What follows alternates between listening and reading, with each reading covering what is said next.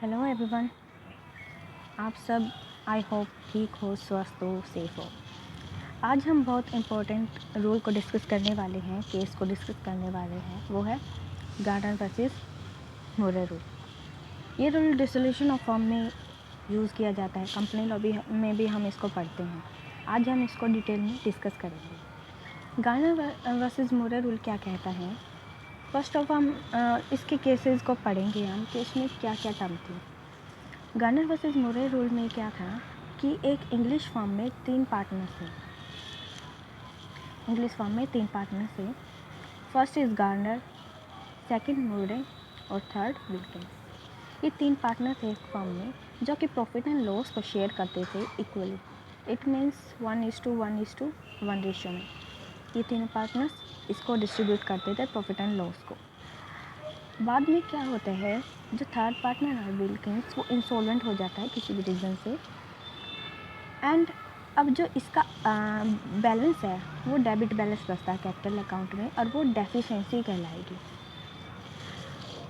इसके विल्किंस के इंसॉल्वेंट होने के बाद तीनों पार्टनर्स का जो भी कैपिटल अकाउंट का बैलेंस बचता है वो इस तरह से है।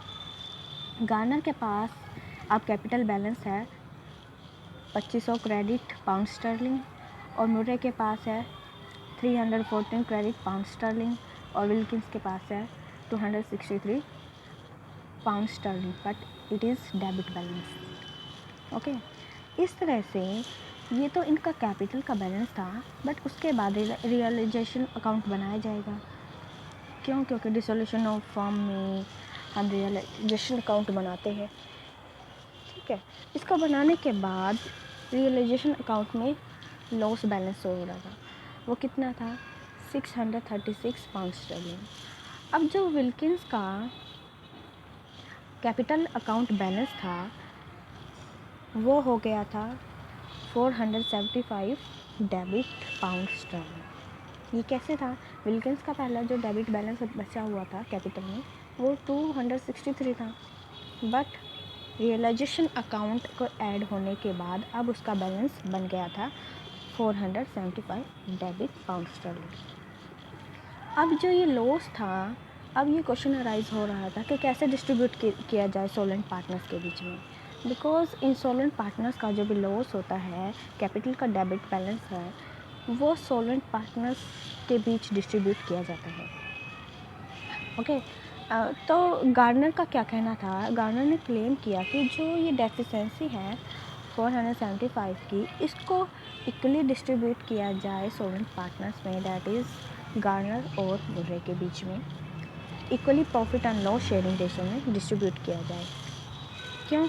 उसका क्या ऐसा क्यों कहना था? क्योंकि वो जो प्रॉफिट एंड लॉस शेयर कर रहे थे वो इक्वली शेयर कर रहे थे, बट मुरे इससे एग्री नहीं था। मुरे का क्या कहना था?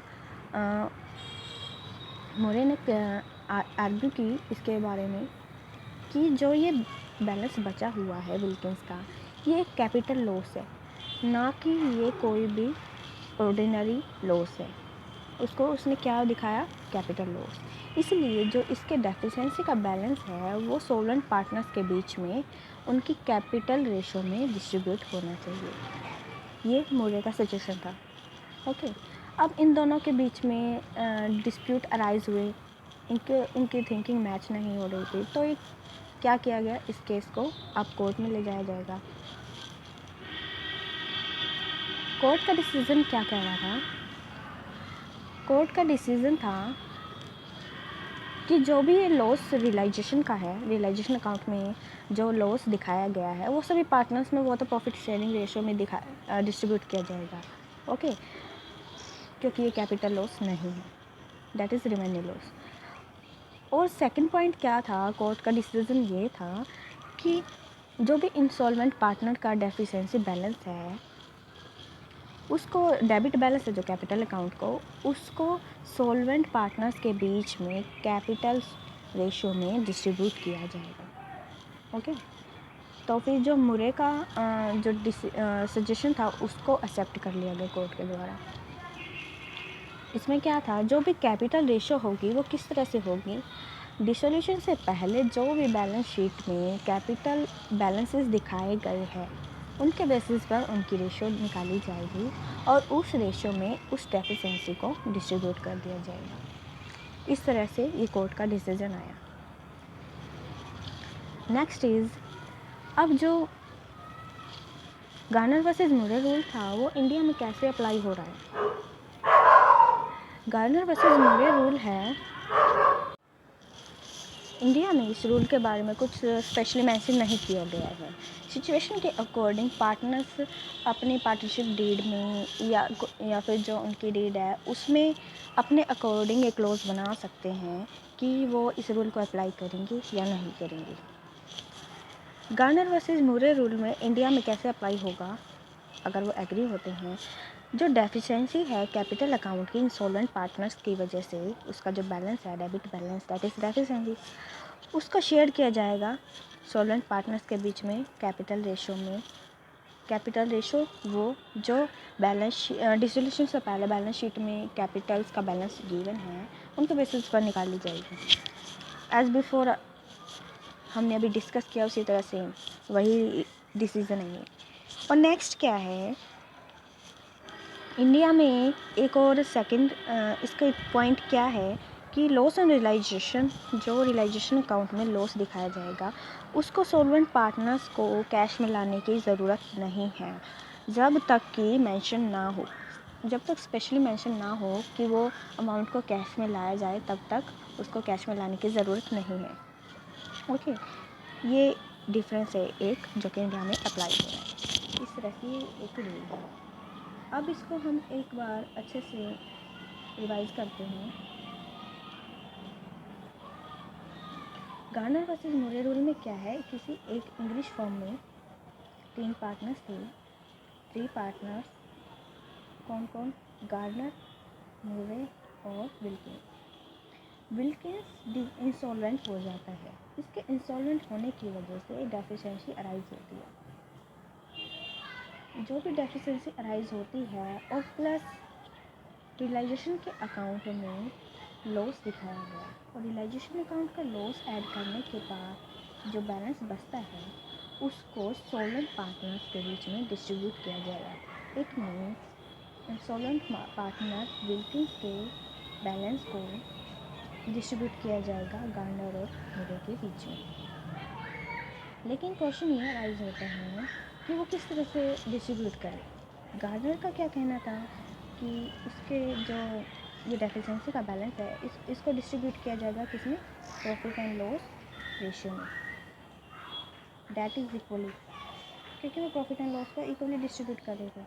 बट मोरे का क्या कहना है, क्योंकि ये कैपिटल लॉस है इसलिए इसको कैपिटल रेशियो में डिस्ट्रीब्यूट किया जाना चाहिए। ये उनका डिसीजन था। नेक्स्ट हमें क्या है, अब इस केस को डिस्प्यूट को कोर्ट में ले जाएगा और कोर्ट का डिसीजन क्या आता है कि जो भी रियलाइजेशन अकाउंट का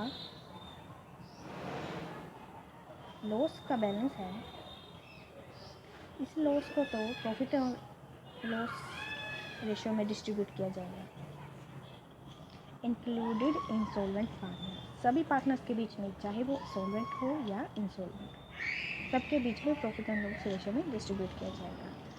और नेक्स्ट क्या था कोर्ट का डिसीजन कि जो डेफिशिएंसी का बैलेंस है, डेफिशिएंसी के बैलेंस को डिस्ट्रीब्यूट किया जाएगा सॉल्वेंट पार्टनर्स के बीच में, सॉल्वेंट पार्टनर्स के बीच में डिस्ट्रीब्यूट किया जाएगा किस रेशियो में, कैपिटल रेशियो में। और कैपिटल रेशियो कौन सी है, कैसे इसको फाइंड आउट करेंगे हम, डिसोल्यूशन से पहले जो बैलेंस शीट में कैपिटल बैलेंस गिवन है उसके बेसिस पर उसको सॉल्व करके कैपिटल रेशियो निकाली जाएगी। इस रेशियो में इस डेफिशिएंसी के बैलेंस को डिस्ट्रीब्यूट कर लिया जाएगा। ये कोर्ट का डिसीजन था। नेक्स्ट, इंडिया में कैसे अप्लाई करते हैं हमें, कुछ स्पेशली इंडिया में इसके बारे में मेंशन तो नहीं है, बट जब भी ये अप्लाई होगा 2 सिचुएशन इसमें अराइज होती है। फर्स्ट, रियलाइजेशन सॉरी सर पहले वो कर लेते हैं, जो इसका डेफिशिएंसी का बैलेंस है उसको कैपिटल रेशियो में डिस्ट्रीब्यूट करेंगे जैसे अभी हमने डिस्कस किया, जैसे कोर्ट का डिसीजन था। और सेकंड क्या था जो लॉस था रियलाइजेशन अकाउंट का, उसको कैश में लाने की ज़रूरत नहीं है। सॉल्वेंट पार्टनर्स को इस बैलेंस को कैश में लाने की ज़रूरत नहीं है जब तक कि स्पेशली मेंशन ना हो। That's is all about this case. ये पूरा कंक्लूज़न था गार्नर वर्सेस मुरे केस का। आई होप आप सबको समझ आ गया होगा अच्छे से। ये था हमारा गार्नर वर्सेस मुरे केस।